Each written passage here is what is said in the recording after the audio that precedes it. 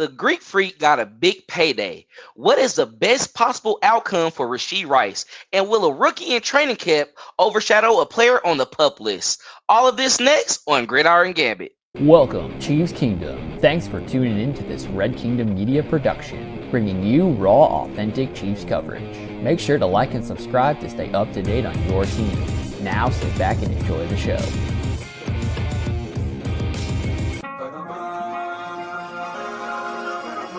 Offseason. Let's work. Hey. What's up, everybody, and welcome to another edition of Gridiron Gambit. I am one of the co-hosts for the Evening Daily Dale Fowler, along with my buddy, my partner for the night, Dre, and Lonnie will be on in a little bit. But how you doing tonight, Dre? Think you muted, Brody? Training camp started today, man, and I'm ready to go, man. Hey, it's lit. Look, let me tell y'all before we actually get into it, because we'll talk about it even a little bit later tonight. But me, Dre, Lonnie, the group chat was cracking this morning. Once it hit, people was going out there, news was coming out that certain guys was running with the ones. All hell broke loose. I'm just be honest. And you're gonna see that earlier on in the show. Later on in the show. So please tap in and wait for that tonight, because it was definitely an interesting conversation, but both perspectives were great. But let's go ahead and jump into that first topic, though, starting with our guy, the Greek Freak, the Big Fat Greek Payday. Hey, look, he going to go back home, pockets fat. He's going to have a good time. He's going to be able to enjoy with the family, go buy a couple of houses, support his fam. So let's just go ahead and jump right into it. So the Kansas City Chiefs signed 2022 first-round draft pick George Karlaftis to a 4-year deal worth up to $93 million and will receive $62 million in total guarantees. It seemed after the Trey Smith deal, Veach was done for the summer. Come back to it later on, probably come back to it next year with McDuffie, right? But he ended up getting Karlaftis deal done and only have to worry about McDuffie next offseason. So, Dre, what are your overall thoughts about this deal? And is Veach beginning to earn that respect of not being considered cheap? Veach, like I said before, man, I think he got that credit card that he applied for or whatever. But me personally, man, I get why he decided to sign or extend Karlaftis down. But in my opinion, I wouldn't have did it. I wouldn't have did it now because of the season that he had last year. So I guess they're banking off of what he can produce moving forward. But I don't know, man. I get it. Like I said, he's young. He only 24 years old. So, you kind of want to lock that guy up. But, he had what? What did he have last year? He had 8 sacks last year after having 10.5 in 2023. So, it's kind of like a down year. He had 35 tackles last year compared to 47, which was basically his career year so far. So I don't know, man. What the pressures talking about? He up there. So that's the thing. I do like his motor, but at the same time, I don't know, man. He gotta keep the pressures, but also, man, he got to get double-digit sacks, man, this upcoming season, man. I wouldn't have signed him. Right now, I would have signed him next summer, but I guess Brett Veach is basically saying that all 2026 off season will be about Trey McDuffie. So that's what his focus will be on. So I guess that's why he got it out the way. So, hey, kudos to Veach, man. But like I said, man, he must got that credit card, man. The Amex or something, man. A black card, he's swiping, he's doing something. So shout out to him, man. But I wouldn't have personally signed him, but it is what it is, though. I don't think it's a deal that we need to be upset with, because I just really thought about it in the back of my head as well, too. So I think the numbers that we're talking about are 24.5 overall in the last 3 seasons. And some people made some great interesting points, because when you look at the numbers and you look at it, they compared it to guys like Max Crosby, and also I don't think it was Aiden Hutchinson as well, but it was someone else where they had that one season of having over 10 plus sacks, and it was like 11.5 and 12.5. I think you might have mentioned this as well too, though. But when you look at it, it's like they got a big payday out of it, and they was going based off the potential as well. Now, I will say, had some those guys compared to George, like Aiden Hutchinson, we saw what he's capable of doing. I understand that, but when you look at it, and then you look at the numbers for positions as well too. I think overall pass rushers get paid more than cornerbacks, right? The secondary typically. They are starting to hit that 30 mil plus though. They have met that standard, especially with Sauce Gardner now, and then Derek Stingley Jr. doing it earlier in the offseason. I get that, but those pass rushers is up to 40 now, right? 41 million a year. Yeah, let's go ahead and get that done now. You this is a low ball, honestly, and then you got we picked up your 5th-year option, so you're still in that rookie deal. It's gonna kick into next season as well, so the cap hit this year is still not as bad. I think he is focused on what we will do with Trent McDuffie next offseason. And I'm not gonna lie, y'all, I love Trent McDuffie too. It worries me with Veach though with these type of situations. I will say, because the question does ask, do you think that he is earning respect of not being considered cheap? I really feel he does, because I think I've been talking about it the most when saying this. He's going to pay his guys, and he hasn't disappointed yet. We got to see with Trent McDuffie though, because we can say guys like Brian Cook, of course, Joshua Williams, Jalen Watson, it's potential they will walk, especially if they excel in this upcoming season. Jalen Watson has an injury that he's dealing with, but we know how corners are as well, too, if they come out and have a breakout season, because he did look good prior, and he did come in and fill in like, no, I can be the second quarterback to McDuffie. That's why we traded Snead. So you look at that and see if he has a great season and he stay healthy, because we saw him clamping everything up until week 7, and he came. Everybody saying, I don't know, we're gonna look after the injury. That was Snead 2.0 low key. Like, he was not giving up nothing. He was going against Jamar, and T and them said, no, you're going to go at the supposedly best quarter, Trey McDuffie. You're not coming over here, and I'm stopping it. So you got to think about what he's going to do. He's not going to keep everybody, but I think he's going for the guys that Corey showed up and showed out early, presenting themselves, especially with his first-round picks as well, too. And then you have Trey Smith, of course, who should have been a first-round pick, going ahead and got that deal done. He's paying him. He's paying him. So I won't consider him cheap right now. But I'm going to speak for those who does bring up this argument, because I am unbiased and I present the argument. It's not about, honestly, in-house, because you paid Patrick Mahomes $500 million. We know you're willing to spend it.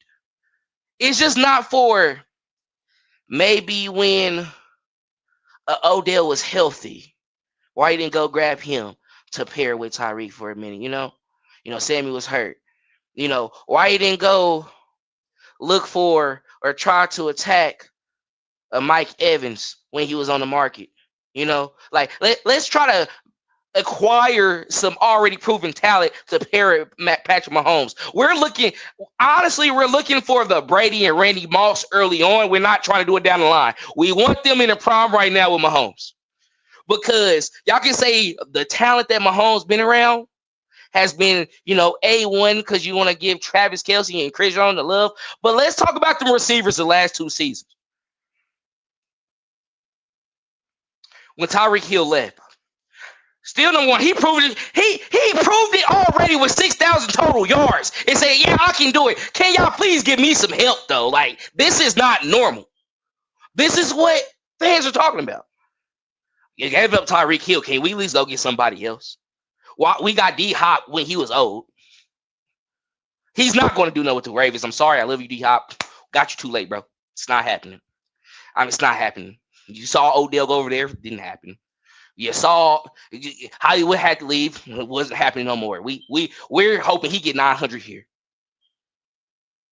Who else did they get over there? Sammy too. No. This is not. You don't go there to revive your career. You don't. Not with Lamar Jackson, no. No. And it's not even a shot at Lamar. This is my off. Lamar's like, this is my offense now. I'm gonna pass it, but I am the offense. So you're going to do what we say on this side, and you're going to live with it. But all in all, I'm not upset because he's just doing what he's supposed to do, though. And I think he has a right to not be considered cheap right now. But the thing I was going to say for the off season for everyone else, for next one, does he pull a Tyreek Hill and trade him? Yeah, I mean, no, we can't say. And this is, I just say everybody know on here. I didn't say it already. This is my favorite. All my favorite players end up leaving because they become too great. I'm not gonna lie. Honestly, I'm glad I'm able to see that sometimes. Like, you know what? You just cost too much, bro. Trent McDuffie, I don't know we can do that.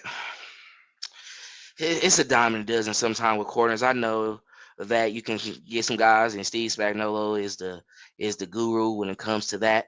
But when you look at it, it's like,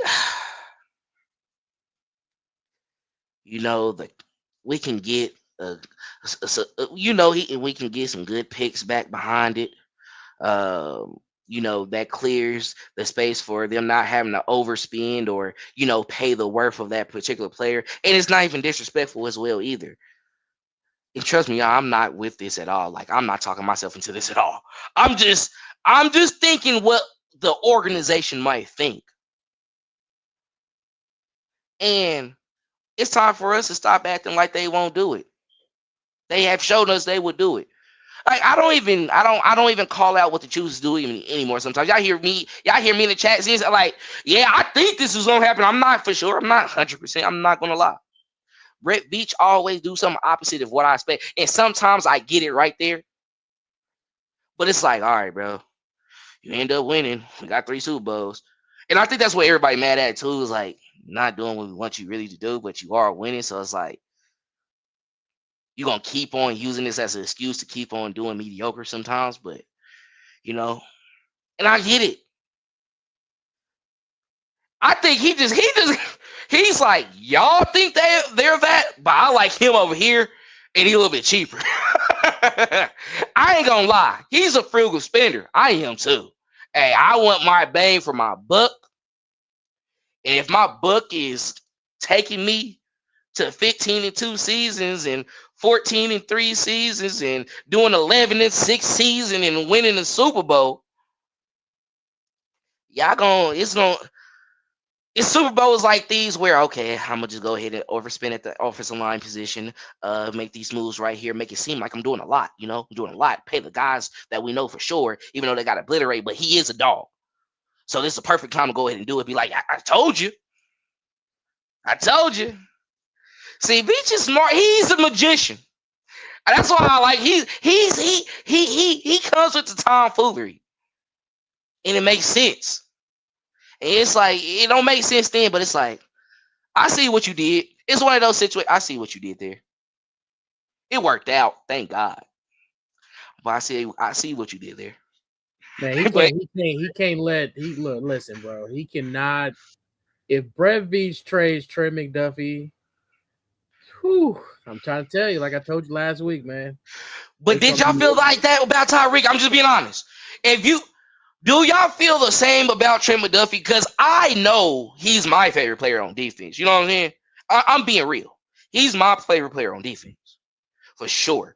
He was when he came in. Lonnie could vouch for it. Clinton could vouch for it. Like, he was my player of the game on defense. But Veach plays these games, bro. He play these games. Yeah, but my thing is like, yeah, Tyreek was basically, you know, one of the most exciting players in football, and right. Brett traded him. But at the same time, like when it comes to that defense, and you want to make Spags happy, you want to keep Spags happy, you do not trade one of the best cornerbacks in football. I'm sorry. You bet. That's why I said I think it makes sense why he signed Karlaftis now and Trey Smith now, Right. But next summer, I'm trying to tell you, you need to be focused on it. McDuffie is going to want more than Sauce Gardner, bro. I'm trying to tell you. And don't let him have a elite season this year. McDuffie got 2 rings. And an All-Pro. So Sauce Gardner getting 120, and Sauce Gardner had a down year last year. So Trey McDuffie might act like, I know Lonnie said it a couple weeks ago. He was like, Trey McDuffie quiet and everything like that. I don't know, but you don't know what type of player you're dealing with when millions in money is involved. That's when you know what type of person you're dealing with. So yeah, he might be quiet on the football field and everything like that, but when it comes time to secure that bag for your future and your family, hey, he gonna want at least 130 next season. So Brad Veach better pay. Is that 35 yearly a year? If you get 130? Yeah. Woo! Woo! So let me just get this right. So Dre saying that McDuffie is maxing out. Who the highest pay right now? Sertan? Oh yeah, Sauce. Well, yes, technically Sauce and Stingley because they both getting they getting 30 million a year. They hit the 30 million a year mark. Official. And I'm gonna keep it G. I feel like the healthy medium is in between those two guys. I know McDuffie is all world. I love him to death, but if Veach could really get a deal, and this is just me talking just business right now. It is some stuff on that list we can knock you for. We know they hold you on the Pro Bowls, but from a business the business standpoint, I feel like it's a couple things where he can be had. So let me sort of say. So I just think somewhere it's gonna be middle ground. It's gonna be like between that number 1, number 2, and 3, kind of in there. I think 130 sounds. You better be a don't let us get another ring this year. Don't let us get another ring this year. I can see that. We get another ring this year. You can get 130. I mean, you can get 132, 133. I mean, hold on. No, not 130. Whoa, wait. Hold on. That was too high. It was too high. Let me talk down real quick because we was in 120. You can get 122, 123. You can get that. Listen, JC Horn, he getting 25 a year. 25 a year. You now. It's cool. That's cool. I mean, we already at 30. We're not even looking at that now no more. You're at 30 now. Well, and then I get what Dre's saying. That's a baseline. That's a baseline right there. The minimum. So you're saying minimum. The minimum is they can go is that. They not going that. No. We're not even about to entertain that. Sneed didn't even entertain what we were trying to say. I'm knowing McDuffie night, and he has the paperwork behind it. He has the paperwork behind it. But like overall, like before we even go to the next topic, you want to speak on this because we still on the first one, Lonnie. Pretty much it was about the Greek Freak Payday. So like, what's your overall thoughts about the deal, and do you feel like this signing really Veach can earn respect and not be considered cheap due to signing this type of deal for George Karlaftis early on when people expected him to actually do it next year? I mean, this one was a good one. I'm not gonna treat it like the Trey Smith one, so I'm not gonna say this is one that he should have got done. This is one that was kind of looming in the weeds, something that could have been done. I feel like it was warranted. He got it done when he needed to get it done. George is deserving of his money. Some people say that the contract was kind of high. I don't know if it was high, low. I really don't know what they're paying for top end DNs now. I know they're at 40. They're at 40 mil. He's not there. He's not. All right. Well, yeah.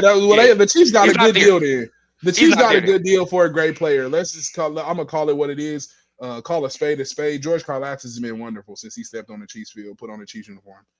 Him and Trey McDuffie have probably been two of the most outstanding rookies that we've done seen. I just told Dale off air 2 days ago when he got the contract extension. I had to go back and look. They had a post on their Instagram showing that the Chiefs rookie class of 22, where it's him, Pacheco, and McDuffie, and they all got 2 Super Bowls apiece. and been to 3 Super Bowls in their whole career. So you only get 4 years on a rookie deal. So to be to 3 Super Bowls out of the 4 years that you own a rookie deal is kind of like just you shooting for the stars. Like you doing something crazy. So the contract was warranted. We know some more guys from that particular class are going to get paid. But I think we yet and wait to see who that's going to be. But I'm also curious to see who gets traded because I think somebody's going to have to get traded for them picks. We got to keep this thing going. So I just don't know who it's going to be. But it could be one of them kids from that class where they got all the star study class. They got all the Super Bowls, the back-to-back Super Bowls. So I like it. It was good. It's what he needed to do. If he didn't do it, somebody else was going to do it for sure. I'm telling you, because he had 10 sacks his first year. He kind of had a down year in the second year, but he's flashed. So they had to do it. Like I said, or somebody else is going to do it. You see Trey Hendrickson in dispute right now. So that market is only getting worse. We did come to some of the agreement. We was like with this type of deal as well too, because is it near 30 million at all? Like, just like I'm trying to like really do the math in my head, and nah, it's like really in that 20 range, huh? It's like average annual salary based off year, I think is in that range. But he get those 62 million total guarantees. But like your TJ Watts and Myles Garrett, they had 40 million a year. So him just being significantly low and him having that down year, we both came to like the understanding, like, well, when you look at it, 24 and a half sacks, second behind Aiden Hutchinson. I mean, those are good numbers, but Aiden Hutchinson is in a different story, in a different like realm. But he still serves for what he does, right? However, like when you look at it, you're not up there. So if you were to go to 15 and 18 next season, you was the best edge rusher that season. Now you got leverage, and it works out well because he's been durable, hasn't got hurt, played all games as well too. Like when you look at his numbers, like the only games he sat out was the games they were supposed to sit out due to them already clinching and everything like that. So he showed up, did his part, not in a way that we wouldn't probably like a TJ Watt and Myles Garrett to do it, but he serves well with him and CJ, and that's why they paid him as well too. But anything else y'all want to add to this before we go ahead and move to our next topic? Shout out to Money Man. George. Y'all know he not flashy, bro. He not like he ain't gonna have no tame rolls, right? He might really pull up in like a foreign though. He's foreign. Y'all know he is not us. Y'all know what we doing. We talked about it. I know what him doing. What? Bro, he's not. He's probably gonna buy him a putting green for his backyard. Listen, man. He go from getting what, $2 million a year to $22 million a year. We don't know. Yeah, that 22 million. Yeah, he might walk. He might pull up the roads. And I didn't know. I think his lady is one of us. So yeah, she is. Like I ain't gonna lie. I did see him. I was like. I wasn't familiar with your game, bro. I wasn't familiar. I was like, hey. He breaking bread for sure. He knew. As soon as the numbers came. And, what you want, babe? Oh. Coming like that. But he's player with y'all know we like to have fun with these segments, man. It's all love to the Greek Freak, man. Shout out to him for doing the big one, getting his contract done. I was happy that it got done literally a day before training camp started as well too. So that was just a perfect sighting. And I'm happy for him, man. I love to see guys who fulfill their contracts, they fulfill what they have done, like with those teams, and then they get it. They get paid for it as well too. So I ain't gonna lie, Dre. 22 mil compared to 40, 41. That's a steal. All right, that's a steal. I know it's just hearing that 20 plus mil can kind of give people like, I know, but it's like we are really touching a different salary cap going into the NFL now, so it's gonna be very interesting. All right. But my thing is before we go, we signing everybody, but Nobody has mentioned Pacheco at all. I ain't gonna lie. And this still comes in it, and he on a contract year. I said he's an odd man now, though. I ain't gonna lie though. I think he might be. I really think he might be. I mean, I'm sorry, Dre. That market, as we all know, is diluted. So, with that being said, you can't afford to have a down year really at that position. And being where he was drafted, how the draft goes, disposable, find him every round. He might now. It's just looking kind of scary for Pop. So. Yep. I mean, it's gonna be fun. It's gonna be fun. Off season is always fun to see. Anything else y'all want to add before we move on? Just want to make sure. All right. So before we go on to our next topic, please make sure to like and subscribe. Follow us on all our social media platforms at Red Kingdom Media.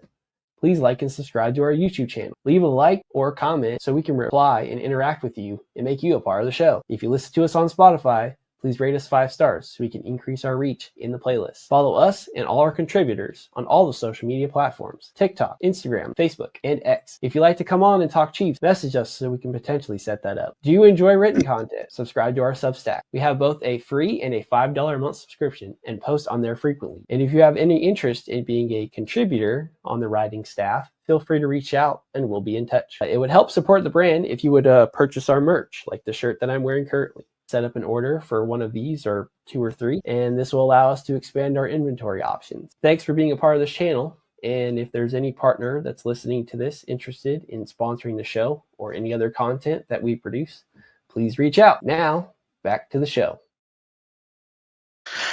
welcome back, everyone. So yes, please make sure to follow us on all our social media platforms and subscribe to that YouTube channel as well too. We're on the road to 500. Once we get to 500, we're doing that giveaway. So please make sure to tap in with us. Now, jumping into our next topic, we got Rice on ice. Well, we at least got the verdict now. We know the sentencing. We know what's going on. So Kansas City Chiefs wide receiver Rashee Rice was recently sentenced by a judge in Dallas, Texas, after his reckless driving incident that occurred in 2024 last year. Rice was sentenced to 5 years of probation and will have to serve 30 days in jail at any time during that probation. So what is the best possible suspension for Rice in this situation with the NFL, and when would you prefer him serving his 30-day sentence? I think that the best time for him to serve that 30-day sentence is obviously going to be in the offseason or while he's suspended. Honestly, but he can't be around the team anyway while he's suspended during the regular season. So just knock it out. But as far as how many games I think he should be, how many games I think he's going to be suspended, I've been saying it since it happened, and I've been saying 2 months. He gonna miss by 8 games. So I just think that it's either gonna be between 6 and 8 games that he gonna miss, and that's why, like, even when he tore his ACL and everything like that last year, everybody's like, well, we'll see. He'll be back at the beginning of the season. I'm like, no, we probably won't see bro back until about Thanksgiving because of the suspension. So I think that's probably when we're going to see him come back. The game against Dallas, in Dallas on Thanksgiving. That's probably going to be when he returns. And that might be 8. How many games? I don't know how many games that is, but yeah, he going to miss a lot of games, bro. And because Willie Gay and a few other games that we had, a few other players that we had misdemeanors that they missed 4 games just off of detrimental to the team and stuff like that. So my guy got the felonies, and it's bad. So it's unfortunate. I wish, but we already discussed it. What happens when you get that type of bread and you go back home and you're around your homies? But yeah, we definitely got to move smart, going forward. But I definitely think that my guy is probably going to miss. He's going to miss between 6 and 8 games this season. Yeah, and I'm just going to go ahead and say, yeah, I second that. I'm thinking about 8 to 6 games, 6 to 8 games myself. Like you said, I feel like with the 30 days, it was a lot. It's something that we haven't seen disciplinary as far as disciplinary action from a player standpoint. As far as like except for like Henry Ruggs when it comes to like jail time and kind of like in any type of imprisonment. We've seen people like Plaxico Burress, but that was a situation where a gun went off and was actually held and shot in the state of New York, which you cannot do that at all. So it was just, I think the scenarios were just kind of different, and those people were not only punished, but they were punished severely. So I just expect the same thing to come for Rashee Rice. I think he just needs to use it as a learning experience. I'm hoping that it'll be in the offseason, but we know that usually the NFL, they move at their own rate, do what they want to do. This has been dragging out for years, so I wouldn't be surprised if they just come and slap it on you right here at the beginning. We just gonna get it out the way. We kind of been dragging this out for a long time, waiting this legal process to play out, and it's finally played out. So I don't see that them kind of playing around and making a decision. I see that them and even the player wanting it to get it over with. However, if the Chiefs can do it without hurting or hindering the team, I'm pretty sure that they'll like to do it that way too. So like Dre said, if this can be in the offseason, I prefer that's where it's at. But I don't know if I don't see them doing that. I think that we kind of at the mercy of the NFL now at this point. It's kind of where the Chiefs knew they were going to be, being that he had done the stuff that he did. So you kind of just got to be prepared for him to be gone. And I'm expecting the Chiefs to do that. I don't want to. I know we're in training camp and he has to be ready to play and making plays and get involved. But we shouldn't have whole plays and offenses and schemes predicated on Rashee Rice, because we failing right there if we doing that. Rashee is just not going to be able to be a big enough part of this offense, I think, this year to be able to be like kind of scheming around him. He hasn't really played in the game in 2 years. And we know that people just missing 1 year of football can be detrimental to your career. We've seen that with Le'Veon Bell. So you gotta, and now granted he was playing, he was just hurt, but missing a significant amount of time like that back to back can really hinder a player and really make you lose a step. You just not come back the same. So I just want him to get it over with, and I want him to see him come back himself. Get your mind right, bro, because you're gonna miss out on a lot of money. You miss so many games. Nobody's gonna take that risk, especially with the injuries. So you hurt yourself.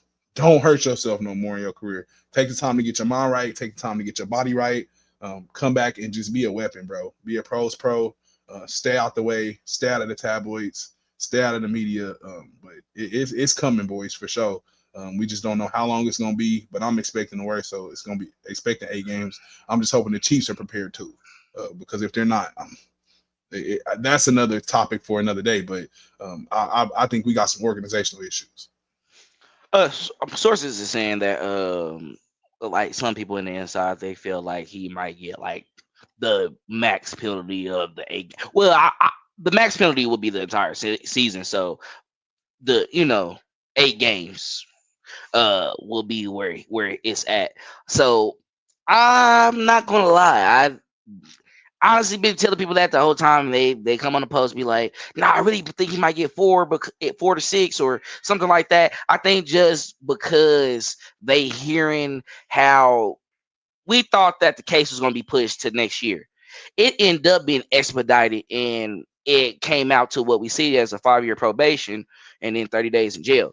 So all in all, now with it being completed, and it's not even for a full year as well too, they're gonna do their part. And yeah, Jordan, you're right. I mean, they better not touch him. He gonna be good up there in Dallas County. He'll be straight. They know not to touch him, and he be all right. He be all right. He coming out Deacon Moss, bro. Like, so don't be ready. Like he's gonna be good and ready to go. But overall, the suspension, I think, is warranted. We seen what the incident, how it happened, how it occurred. At the end of the day, God being, it wasn't anyone that got killed. So it saved him in that extent. And I think he has learned from this as well too. Honestly, he was quiet last offseason. I mean, not last offseason, but during the season, it seemed like he was focused. This offseason as well too. He just been focused on his game. So I think he learned from that. That was just a rookie enjoying the outcome of the season that he had in his rookie year.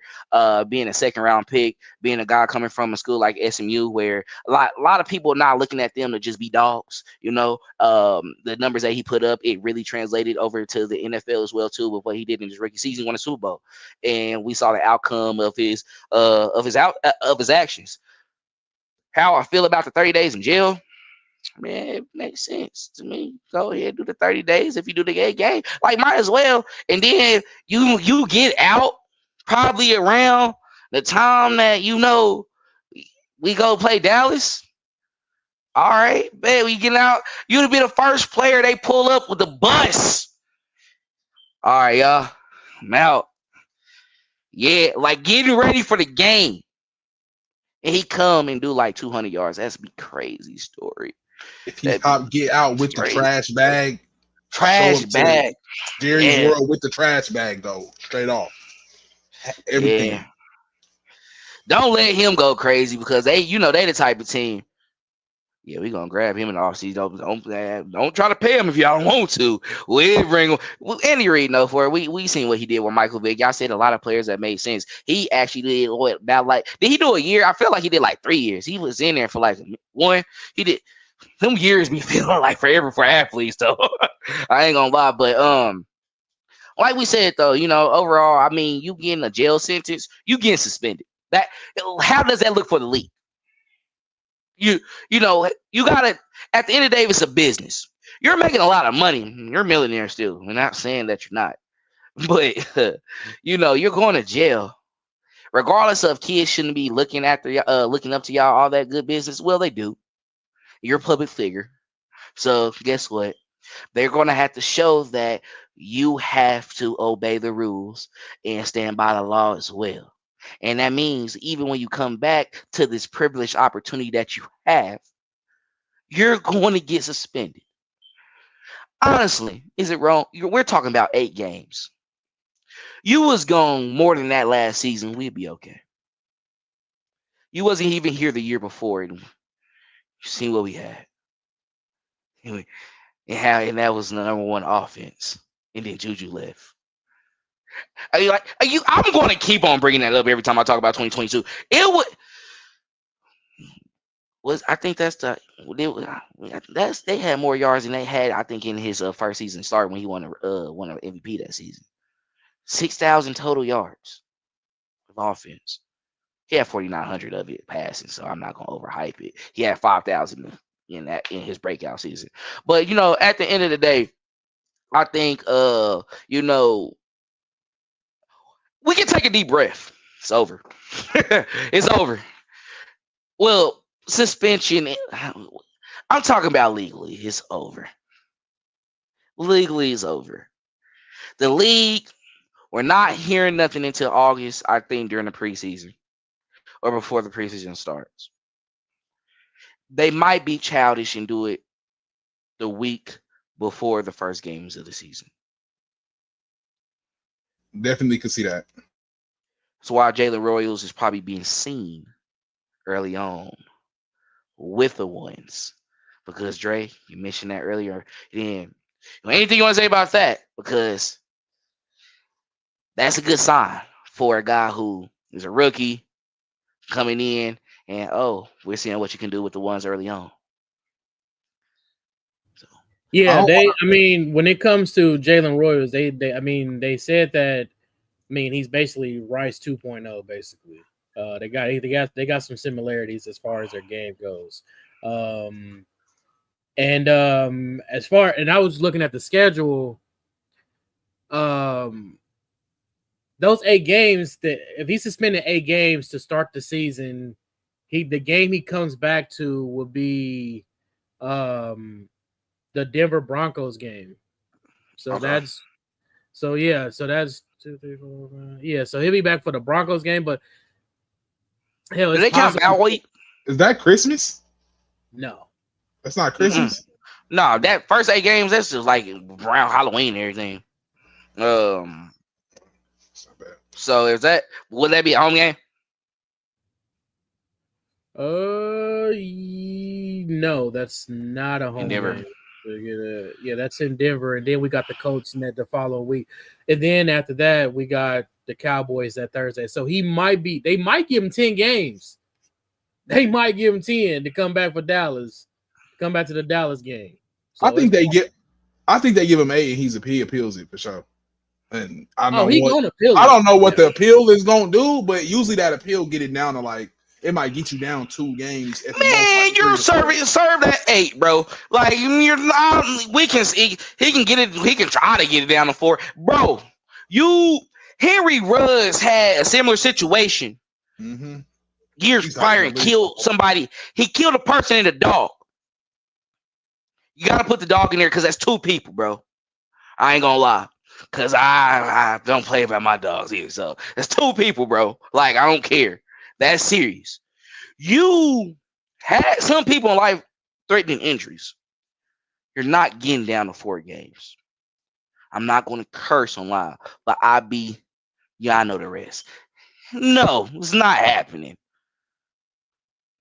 See, take the 8, bro. That's take the 8. This is your punishment. Last season, you got hurt. That's not good, but I'm just saying how it played out. Like, you got hurt, right? We're seeing how everything was going on. Coming to this season, you recovered now. Legal troubles is done. Everything looked good for you on the up and up. You got to serve that suspension, though. You have to. Take that 8. I think if I was him, I would be like, okay, that's good because that gives me recovery time for the injury I had last year as well, too. I already screwed my money in a way. I'm because he's going to be in his 3rd year this year, right? He doesn't get that 5th year option as well, too. So more than likely, they will probably place a franchise tag on him on that 5th season. That's how it goes. That's how it goes. They're going to treat him like that. They treated Tyreek the first time they extended him. He's going to get a low ball deal. However, agents these days, I'm not going to lie, y'all, I don't think they care. They don't care. Drew Rosenhaus, if he probably would have had Tyreek early on, I don't know. They going to wait. You're going to meet us where we want you to meet us because I'm getting a percentage of this. I mean, they're greedy now. I can understand it, but the Chiefs, you know how hard it is getting money now. Whoever you get. I'm just saying, Clark Hunt, I don't see Clark Hunt cutting the check with all of this stuff that just happened. Not now. You're not getting no fat. You're not getting the George deal. You got to get a McDuffie. It should have been, it almost had to be radio silent on that home front because they talked about a little bit about Rashee getting in trouble coming out of college, if I'm not right, if I'm not mistaken. Like that's why I think that's what pushed him down. Honestly, is like his trouble. So I don't like. I hate to be that person, especially when it comes to us, because it's like we already behind the 8 ball. They think we aggressive. We trying to take and do all that. So I don't want to do that. But Rashee put himself in a position where it's like you kind of lived up to what they said what you were coming out of college. You don't never want to be that cat because now they got a reason to put you in the back of the line. Like now they can say they don't trust you. Basically, you gave them a reason to tell you they don't trust you. So if teams are going to do that, they got a reason to cop out. That's what they're going to use. So I think he got to, like you said, just be better, bro.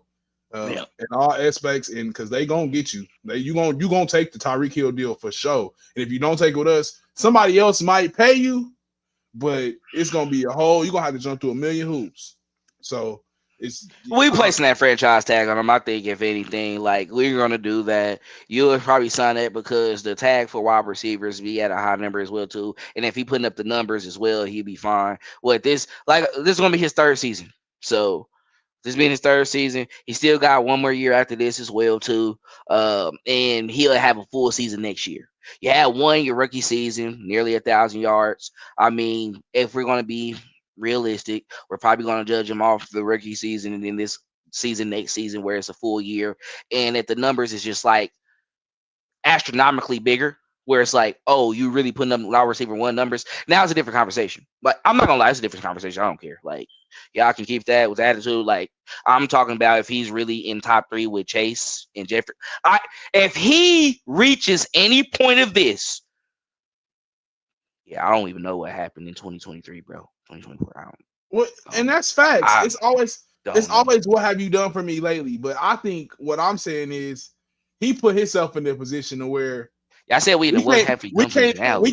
I know I give you. We can't even talk about that yet.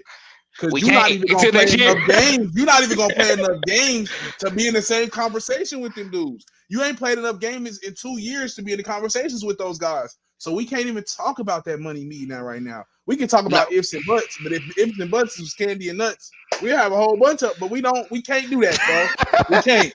It ain't next year. Ain't here yet. So Rashee gotta get it in, and he better go hard because you are behind big. Like 2 years is crazy to be trying to go re-up for anything. To not have nothing on no paper for 2 years, it's gonna be hard to go ask for something. So he gonna have to ball out. I mean, if he signed a deal that early, it'd probably be like a Tyree deal. If he was to wait it out, I think he'd get more out of it. I'm just being real. Yeah, like if you bet on yourself doing that, I'm going to also look at those 9 games left that you have for the rest of the season. I'm not gonna lie, because what numbers are you putting up within those games? But what are you about to do in postseason? Are you gonna be the leading receiver in postseason? Are you gonna be like stupid, dummy, retarded, like Trav? Yeah, I get it. I don't think messed up. All right. You can't say that, man. You can't say that. We gotta have to just, part like, yeah, astronomically great, just great, perfect. I think they would be all right, because you still got that year after that. So this year technically doesn't have to be a wash. That 9 games is gonna really mean something, because what happens if he really go crazy 130 a game? It's only you. That's 1,100, 1,200. They're not even That's playing crazy. All 9. He's not playing all 9. First of all, Mahomes. I'm gonna be honest. No, y'all not getting me this time, bro. I'm playing the last game of the season. I haven't had that many reps. No, I'm playing the last game of the season. You can't play. Mahomes not playing though. You playing with Gardner Minshew. That's cool. That's cool. I'm putting up 230 probably with him now, just because y'all think I'm playing and we gonna win. Cause don't let it be the Chargers last game. I gotta look. Gotta pay attention. Who was the last game of the season? Easily one of the. It's always either the Chargers or the Broncos. Though. Charger. I really feel like it's a Charger. Determined the time is never given. It's the Raiders. It's the Raiders. Okay. Might not play that game.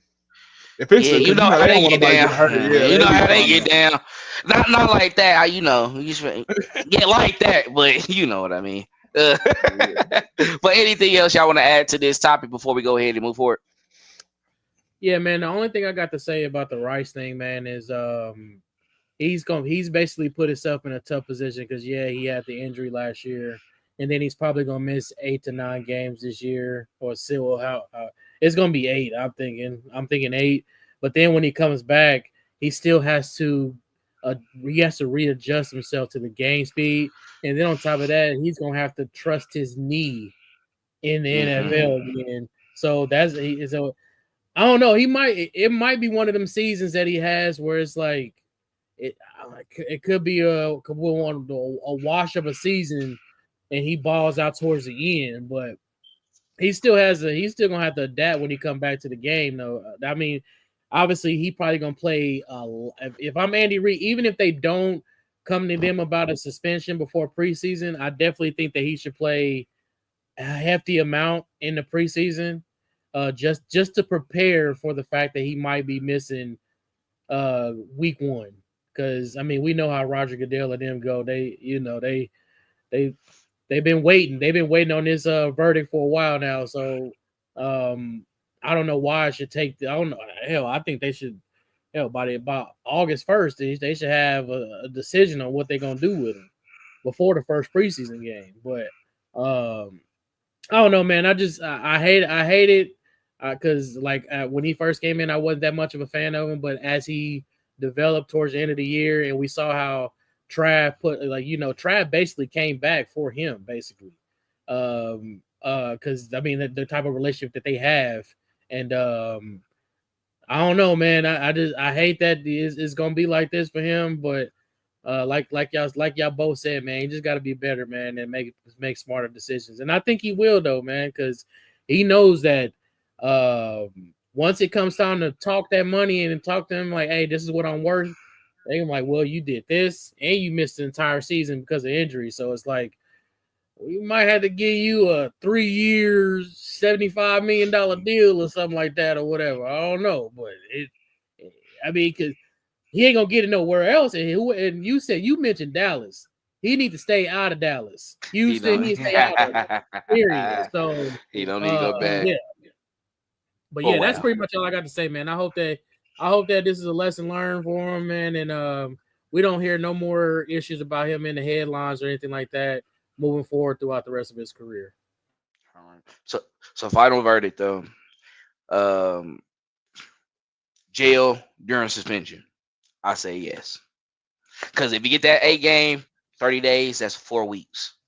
Yep. So yeah, just do your 30 day, and then you'll be back. You can be out before, and then while we worry about what you're gonna be doing, he still got 4 weeks to prepare into that debut as well, and then come back to practice. So it can always work out, and it's always good to go ahead and finish it. So, right there. Just go PC up, bro, for 30 days, man. Read some books, man, and work out. Hit the weight. Yeah. Burpees. We burpee down. PC up, man, and for 30 days, man. Put the yellows on. Put them yellows on, man. Like Dre said, get in there, bro. Get you a couple of cheeseburgers. Andy Reid got the camera on you. I'm telling you, he watching you the whole time. They not letting nobody touch you. Get in the yellows. You're not going to general population. Go over there and sit with them. And yeah, you gonna be a 24-hour watch. You gonna get Applebee's and McDonald's. Do your burpees. Stay in shape. We gonna be there to get you on the 30th day. I promise. Might get the conjugal visit, I go down bro. to Dallas to get him if You I need to. You might get the conjugal visit, bro. You will never know. Like, just play it out, play it smooth. Be cool. It's Dallas. Showtown too. Make sure you plug everybody else in there too, so they don't hate you. You gotta buy the whole deal store. I got everybody. I bought everybody noodles and chips. Everybody got. Hey, Dallas is my second home. I love Dallas. I go to Dallas every year, man. So, hey, if I need to go get him, I will. Tell Big Red I'll go get him for sure. He trying to be the personal transport back. Hey, that's yeah, bro. You can't go nowhere. Yeah, we're once you're in the car, we're not even stopping to get no food. We're out. Once we get to Oklahoma. Oh, we gotta stop at Buc-ee's or something, bro. Like, what are we talking about, man? We ain't go to Oklahoma. We get to Oklahoma, we're good. That's when we'll stop. That's when we make a stop, bro. Yeah, I got the thing in the back. Good. We getting here, point A to point B. It's nothing else. It's my job for the day.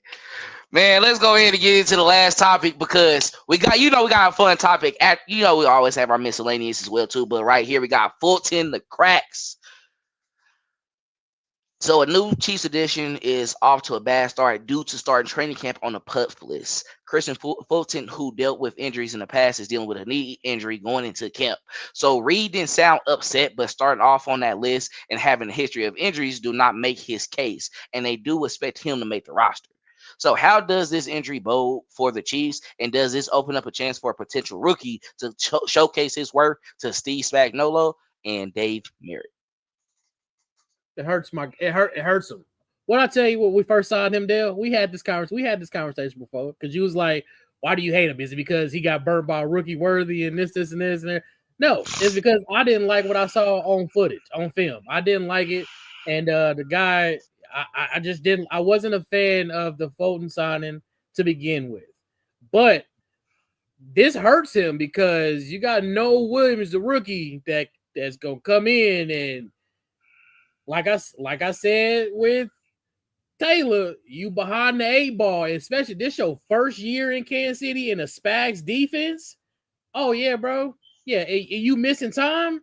Yeah, bro. You definitely go. You behind the 8 ball. Yeah, you go. You might make the team, but you might make special teams or something. But no Williams, that's one of the guys that is on my radar to watch this training camp, and I definitely think that he's going to be one of those guys. He's going to be a future star on this defense for sure, and I definitely think that Fulton. Yeah, I don't know what the issue is. I don't know if it's a knee. I don't know what the injury is. I was shocked to see that he start the training camp with on the pup. Yeah, man. He better get it together, man, because you got a hungry rookie that's gonna make an impact on this defense for sure. And if you behind the 8 ball in the Spags defense, man, it's a possibility that you could be a release candidate, man. I don't know. That's just me though. But yeah, I don't know. Mm-hmm. I'm gonna say I'm gonna agree with Dre. He's definitely behind the 8 ball, and we back at where we started last year, minus Noah Williams. So at this point, we got the same room. So if you can't stay healthy and you gonna basically be another piece to the revolving doors that we had in the room before, other than Trey McDuffie, like you said, I just don't see you probably making a roster. I see them going with some fresh legs, somebody new that can get in there and kind of learn that defense and move fast. We've seen rookies come in before and play at very, very, very high levels in Steve Spagnuolo's defense. So it's not like if you can't play, he's not gonna get you. He's gonna get you up to speed. If you can play, you're gonna play for Spags for sure. He gonna find a spot for you. Ask Shamari Connor. He was that good. Like he literally forced his way onto the roster because we had a whole bunch of quarterbacks. We had Snead, McDuffie, but Shamari Connor made himself, carved out playing time for himself. So if you good, you gonna get on the field. So I want to see Fulton. But like he said, anybody coming in hurt, I feel like on this team, you automatically putting yourself behind the 8 ball because the Chiefs dealt with a lot of injuries last year. That's the only thing that really hindered them last year were injuries, and they went 15-2. So that says a lot. They really want guys that can stay healthy and help their team. I don't see them really like putting a lot of stock in the guys. And now we understand, like I said, understand it's the pup list. People come in off of surgery and end up on that list. People come in for different reasons. They may be nursing something and coming back and almost done. But just being on that list, period. I think reps are going to be a big thing. And nobody can afford not to have them. And if you're not out there doing it, somebody else is doing it. So like Dre said, you get behind, and I just think it's that position is loaded. We got Najee Johnson, we still got Joshua Williams, and this is their third year in the system, right? Or third or fourth year in the system, so they know it like the back of their hand. Then you got, like you said, a kid Noah Williams that just came in. You got Trey McDuffie, you got Shamari Connors. They brung back Michael Edwards.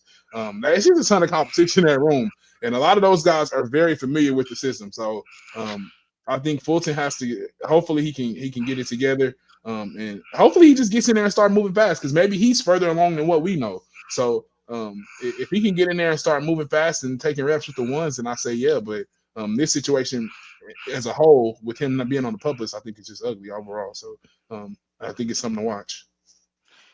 It's something to watch. I mean, I agree with y'all being in a Spagnuolo defense and needing to really understand the verbiage and understanding the scheme early on because it's really going to really impact the entirety of the season, especially when we get to the postseason as well too, because they operate at a different level.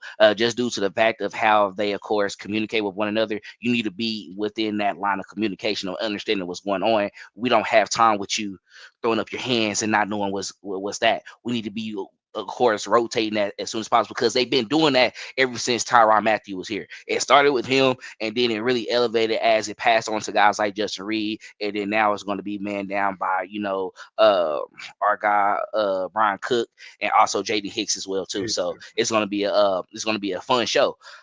Looking at what they got. He, like we said, he making a 53-man roster. I mean, you pay like if you get off that pup list, this is what I'm saying. You get off the pup list and you really come in camp within, the next week or so. I don't know when the surgery happened or like what's going on, but I don't think the Chiefs signed him without the intention of knowing that like he'll be good by this time. I think that's why also Andy Reid was prepared to say it as well too. So I think they understand that. Shamari Connor was running with them today. He got the interception. When he got a tip by Drew Tranquil, he was a part of that. Like he was running with the one. So overall, I think they're going back to that formula where they had it. I mean, when they had even Snead and it was McDuffie, Shamari Connor, like we said, made a way for himself. I mean, he was a guy who played safety before. You got to be able to play a lot of positions in that secondary. Like, you're going to move back. You're going to have your quarter of the field. You're going to have your certain quadrant. You're going to have to move up at this pace. We're going to rotate, switch it off. It's going to throw them off. You're going to have to be prepared. If you come in and can do that, okay, all right. Let's see if you can keep up. But Shamari Connor, he got injured last season. Honestly, when I look at it and go back, like, he wasn't getting torched. like the defense was honestly fine until Jalen Watson and then Shamari Connor. Like, you see, they start doing them down. It's like we really needed Najee Johnson and also Joshua Williams. Christian Wilson, if you're available and you're ready to go, even like I said, within the next couple of weeks, no one going into the preseason, that you're really helping us out if you can at least play at the level we need you with Steve Spagnuolo. We're not asking you to do a lot. We know who our best guys are. We like to seeing bodies at the quarterback. So they're going to have to react and think fast. We're setting it up for it to be quick reactions. Hey, make this decision. I know where you're going. Okay, I'm getting that stop. I'll follow him throughout. I mean, we're going to go back. We're going to drop back. We're going to let the front four do what they have to do at times. But we're going to try to speed up that clock. We need you to just hold your end. Just do that part. Can you come in and do that? I know a lot of people don't have faith in that. I'm saying that. I know. I don't. I know. I will say that. But I will also say that Andy Reid, when they talked to him yesterday about the guys that's on the pup, he basically said Jawaan Taylor is the one furthest along than the other two. Mm-hmm. So that means that we might not see him next week either. It's a strong possibility.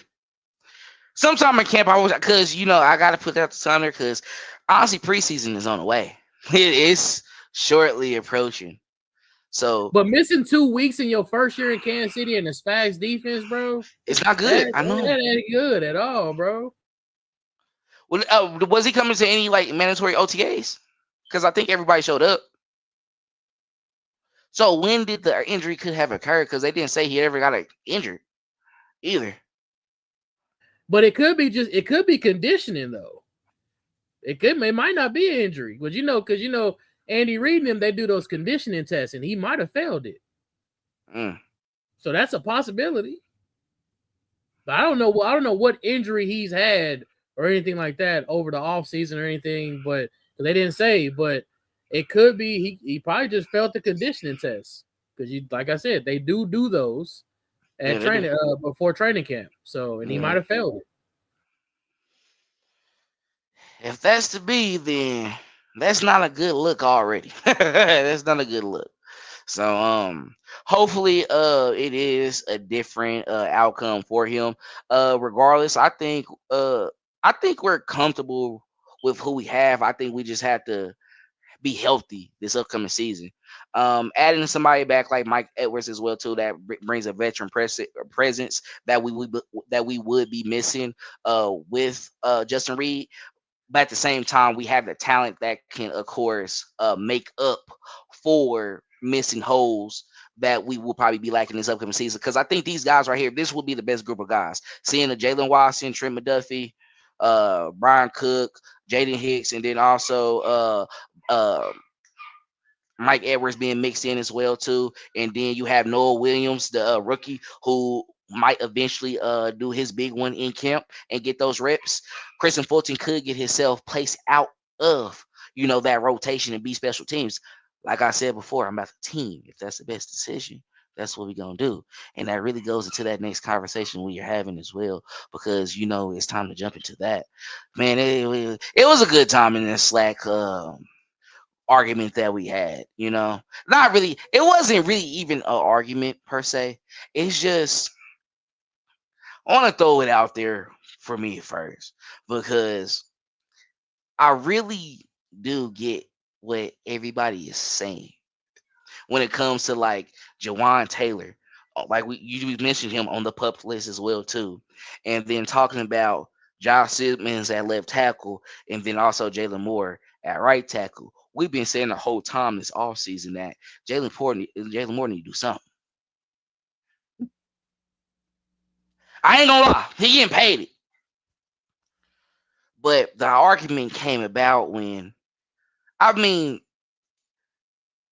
expresses how he dislikes, Jawaan Taylor. I wouldn't even necessarily say it's a major dislike. It's more so he is being held accountable for the lackluster things that you have done when you have came to Kansas City. Like in the first year, it wasn't as bad. You just had a lot of penalties. But the last season, you did give up 8 sacks if you include the postseason, and 17 penalties as well. But I think with him being in his last season on that contract, which was guaranteed for the whole 4 years, and he had an $80 million fully guaranteed. Like he was getting, they said, strictly getting $20 million a year. I know what we're paying Jalen Moore, but I feel like left guard is just more open than It's like, why not just put the biggest, fattest, ready to go lineman, But and you're shaking your head. You got to be versatile in the Andy Reid offensive line anyway. I know he's big. I know he's been behind Trent Williams, and it's like, we want him at that tackle position. But as Jawaan Taylor is furthest along, I do feel like they know that like he is coming back. Yeah. It's like, all right, if he does sit for the year too, if y'all fine with that, like I said, technically Jalen Moore is getting paid more because it's $21 million for the whole year, and he is getting $20 million a year. So in reality, y'all could be right.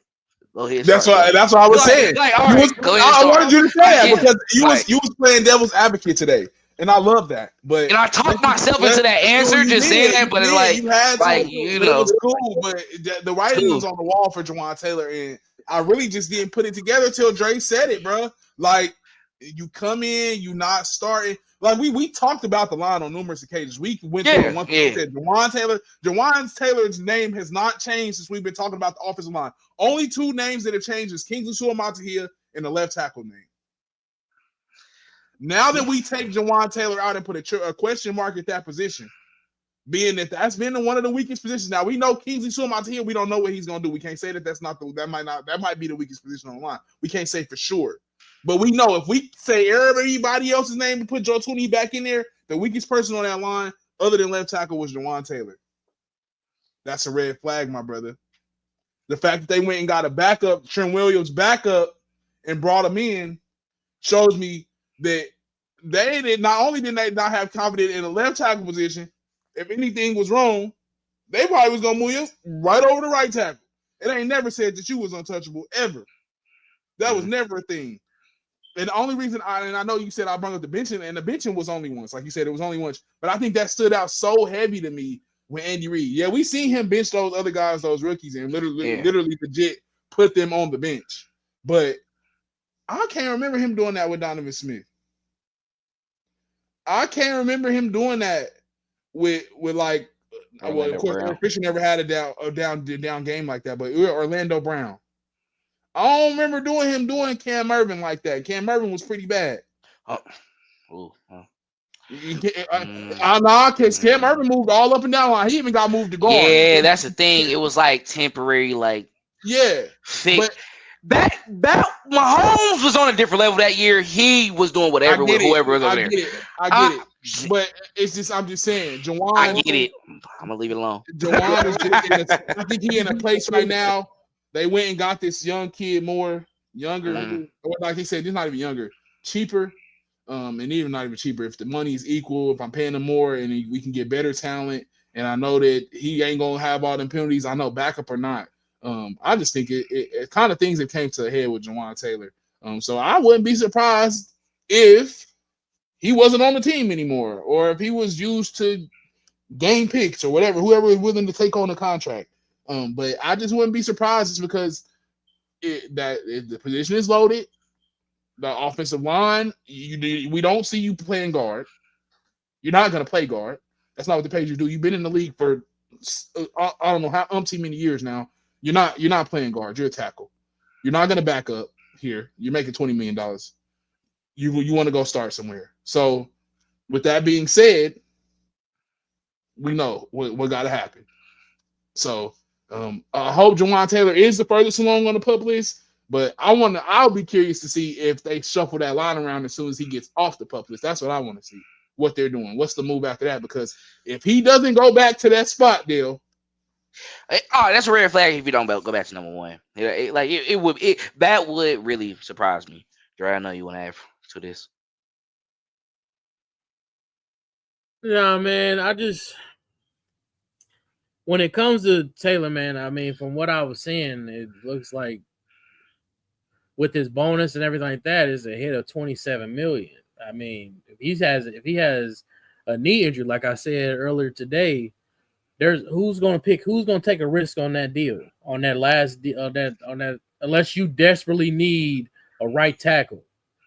As far as I know, Dale, you mentioned putting more at guard, but I mean, you might as well use Kingsley and see what he can do right there. But that's why I think that.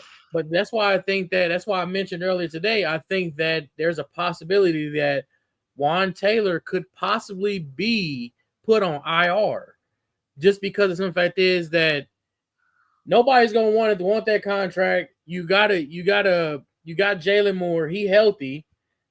He has experience at playing right tackle. Why rush you along? Take your time, get your knee healthy, whatever, and then if we need you later on in the year, all right, cool.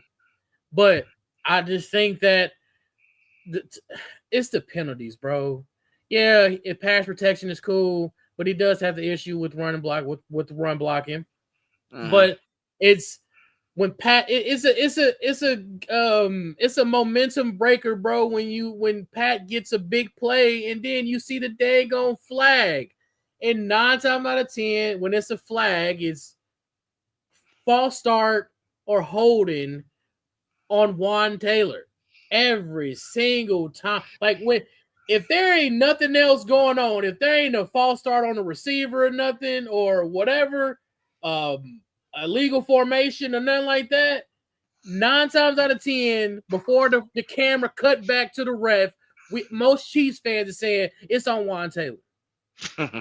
It's Taylor 9 times out of 10, and that is a momentum killer. So yes, to me, I'm still scratching my head on that deal in the first daggone place by Brett Veach.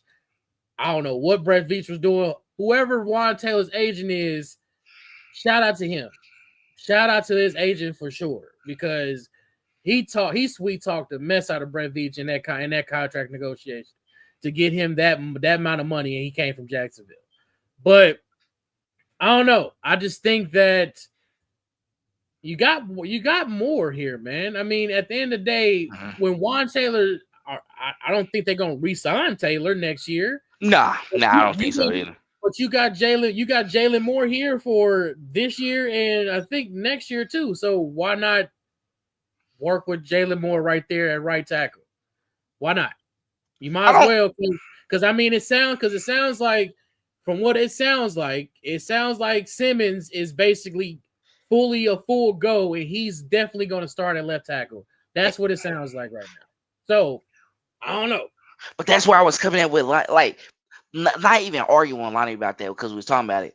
You not ready to hear that talk about what you gonna do in training camp with a rookie, and Josh Simmons is that rookie.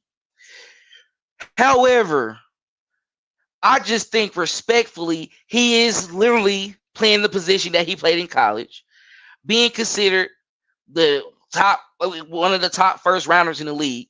I think they really seeing like he might be that, and it might work out. So all in all, if Jawaan Taylor does go to IR, I wouldn't be mad because I do want to see what Jalen Moore does at right tackle. Because if you're really Trent Williams-esque being behind him, and Josh Simmons is really supposed to be this top 15 pick that he's projected to be before dropping, and then your interior is going to already work out because your center and right guard is set up, and you're waiting for just Kingsley to just go. Jawaan Taylor wasn't coming back next year anyway, and I've been saying that. I'm not going to lie. I said that. And my whole thing was Jawaan Taylor is going to play out his contract. In this case, you went out your contract because if you go to IR and Jalen Moore is what we think he is, you're not coming in messing up that rotation. It's done for it. And it's cool. You fleeced that last year. It happens to the best of us. But that's why Brett Veach also did a fully guaranteed let it go. You're just going to cap hit wise 27. Overall, you got 20 mil a year. All right, cool. Got championship, and then you also went to win and we lost. Cool. 2 Super Bowl appearances. Regardless of how we feel, how horrible he played bad, penalties wise. Yep. Hey, got the money worth. Thank you. We're really, that's what we wanted with Orlando Brown. Like, hey, let's get a cool deal. You good enough. Let's be honest, Eric Fisher, he didn't become really that great until towards his later part of his career. Being a veteran, he was forced to be great just because the years prior in coming up into that point, like, yeah, he worked it to that point. Right tackle, Brendan Abergone, ended up leaving, went over to the left. Now he's fulfilling what we wanted him to do, being that first round pick when we drafted him as well too. He worked his way into it. Jalen Moore. So I think the Chiefs is overall just ready to be like, this is our guys for the next upcoming years. And I think that's why Jalen Moore also got that $21 million guarantee for this season, for sure, going into this year. Because if he does, I think they really want him to play. And they might knew more about this Jawaan Taylor situation than we knew about, getting him and then eventually putting him at right tackle. It's no way it played out like this. And we was like, hey, what's really going to happen? And we've been talking about the whole time. Jawaan Taylor. Then who's going to do that? Is it going to really be Josh Simmons who's hit back? Oh, yeah, he on a pup list. He going to be at right tackle. We don't tell our business like that. Y'all just going to figure out when it's time. I think that's what happened. So if he does that and he got that year, all right, we got that the McDuffie contract year next year too, right? That 1 year, what happened? He's really a dog in the season. Like, he really like, yeah, we really done with Jawaan Taylor. We can do an extension. So, yeah, you're the future at right tackle. Josh Simmons is the future at left. I think we got everything solidified. The offensive line will be good for the next 3-4 years now, depending on what you do. I think it works out. I think it plays out how they would want. I think this is when I gotta see what happens first to see the vision. And I think I see the vision now, and seeing how it's gonna play out. You gotta see it through. But looking at it, seeing how it goes, at the end of the day, it's always good to have too much and figure out who's going to be where they at when it comes to that time. Yep. When he oversaturated the position before, it worked out for us, right? Yep. So, like you said, not as much, but I think this time we might have found the left tackle in the draft that we wanted. Facts. I feel like you can when you got a plethora, when you go through what the Chiefs went through last year, you can't never have too many tackles. Like he hit on guard and center. All right. Went to go get Orlando Brown in the workout. Okay, I gotta stop that for a little bit. I went second round, just see if I can do it, pull something off like a Rashee Rice at the tackle position. Audio workout, yeah, we just gonna go ahead and get the best available guy at number 32. Go ahead and pick up Josh Simmons and go ahead and be like, yeah, that's your position to lose, buddy. Yeah, that makes sense. Throw bodies at the position. We were saying that in the offseason. That's what he did. That's what we literally came into the offseason saying, starting Gridiron Gambit saying. We gonna go out saying that he got a plethora of tackles at the position. It's a good problem to have, like I said, being the problem that the Chiefs had last year. So make the right decision because that's what we're gonna judge you for. Right. The ball is in their court. All right. Anything else you want to add? No. All right. So that's all we have for this edition of Gridiron Gambit. We thank everyone for, of course, joining us tonight. Please make sure to follow us on all our social media platforms at Red Kingdom Media. We're on Facebook, X, and Instagram. Also, you can find us on TikTok as well. And pretty much any social media site that is running alive. We're on there, so make sure to follow us and then subscribe to our YouTube channel as well too. We're on the road to 500, so please make sure to do that. We're going to do a giveaway once we get there, so we definitely appreciate the love, support. Make sure to like, share this video so other Chiefs fans like yourself can enjoy the content as well. That's all we have for you tonight. We had a good time, had a great conversation. We kept y'all here for an hour 20. Thank y'all for it. We love the support. Appreciate y'all. Make sure to hit that like button, share as well too. But you know how we like to close it out. As always, fellas, go Chiefs. Thanks for checking out this update straight from the heart of Chiefs Kingdom. We appreciate your passion, so please leave a like and follow us wherever you tune in from. See you next tailgate, your trusted source for all things Chiefs, Red Kingdom Media.